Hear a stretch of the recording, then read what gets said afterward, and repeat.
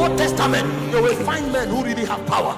There was a time God told Ezekiel, lie on one side for 390 days. And for 390 days, Ezekiel didn't move. He was lying on his right hand side. When he finished, and you thought he will go on holiday, God said, turn to the other side. And he lay there for 40 days. A man was interceding for 430 days. That man is stronger than who raises the dead. Because a man who can bring his body under subjection is stronger than the man who can take a city.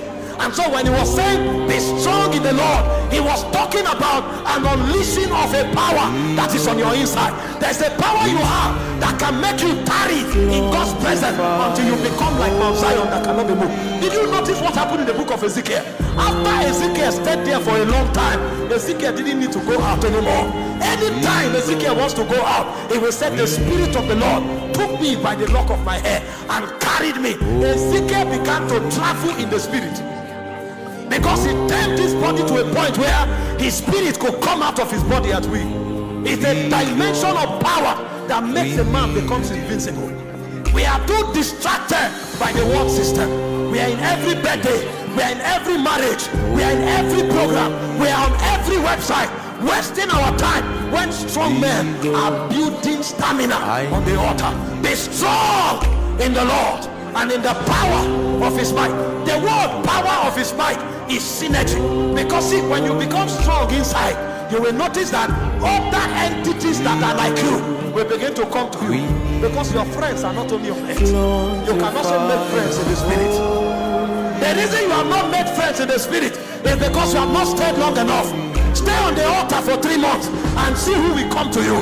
You will be shocked that while you are yet there, Gabriel will show up and say, I was given speed, I was made to fly swiftly, to come and give you skill and understanding. Right on the altar and see if you will not see Zacharias, if you will not see Isaiah, if you will not see Enoch. They have not gone anywhere. The Bible called them the spirit of judgment made perfect.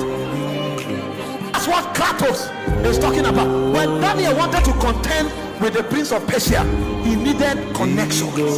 And there are some connections that are not in the government house. There are some connections that are in the throne room. And suddenly a cherub will walk up to you and say, I came to help you. That's why you will know that our helpers are many.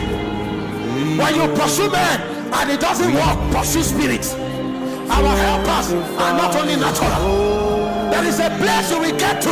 You will be shocked that Captain Kuma just passed to glory. And through priesthood, you too can enter glory. You don't need to die to go to glory. You can go to glory through the altar. One can go through dying, another can go through the altar. And when synergy is achieved, something will change. Did you not read about Jesus? The Bible said in Matthew 17 verse 2, after 8 days, he went to the mountain to pray. And he said, suddenly there stood with him Moses and Elias. That is Kratos. When that man comes down, he can take a territory, because it's no longer one man. He is one man, but he's fighting with the strength of many. There are many prophets that walked in Kenya before now. When you pray and you don't know what to do, stay there. The prophet that conquered Kenya 20 years ago can still come back to tell you what he did to subdue the Kenya of 20 years ago. The power of his might. The earth is a distraction. This world is too noisy. See, sometimes you need to hear stories of witches and understand what they do. A witch can go on 100 days fast, not looking at the sun, to be able to meet a demon that has wickedness enough to afflict with death. A witch can be indoors for 8 months, and that witch may only drink water and maybe light food once in a day. And for 8 months, that witch will not step out, because the witch is preparing herself to meet the devil.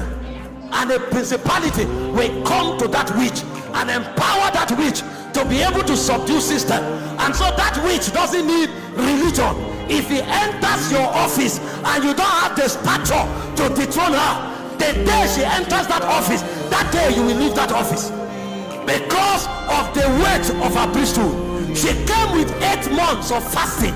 She came with 8 months of intercession. She came with 8 months of communion with demons. You are strolling about on Twitter and on Instagram, and you put your hands in the pocket. You want to fight a witch that has more education in the spirit than you.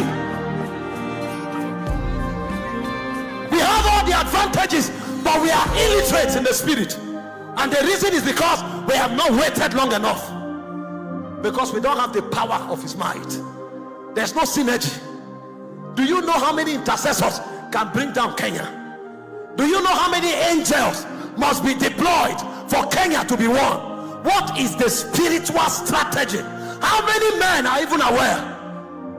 Before the Holy Ghost came down, they needed 120 intercessors. They knew. And so they gathered in the upper room. When the time was right, the Holy Ghost came down. How many intercessors are needed to take Kenya? How many angels are needed to trigger the revival in Kenya?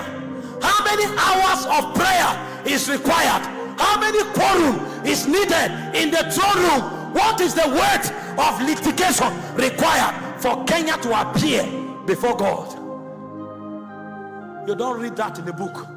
It is shown to you.